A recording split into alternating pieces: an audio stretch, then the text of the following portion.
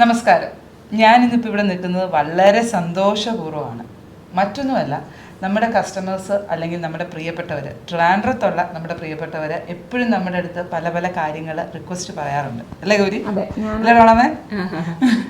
അപ്പം ആ ഒരു റിക്വയർമെൻറ്റ് നമ്മുടെ കസ്റ്റമേഴ്സിന് സർപ്രൈസ് ആയിട്ട് നമ്മൾ ഒരുക്കുന്നുണ്ട് എന്നുള്ള ഒരു കാര്യം നമ്മൾ റിവീൽ ചെയ്യുന്നു. എന്നാൽ അതെ, ഓണത്തിന് മുന്നോടിയായിട്ട് നമ്മളിങ്ങനെ ഒരു വിരുന്ന് ഒരുക്കുകയാണ്. അത് ഇപ്പോഴും നമ്മൾ പറയില്ല, കുറച്ച് ദിവസം കൂടെ നിങ്ങൾ കാത്തിരിക്കണം, ഉടനെ റിവീൽ ചെയ്യുന്നതായിരിക്കും.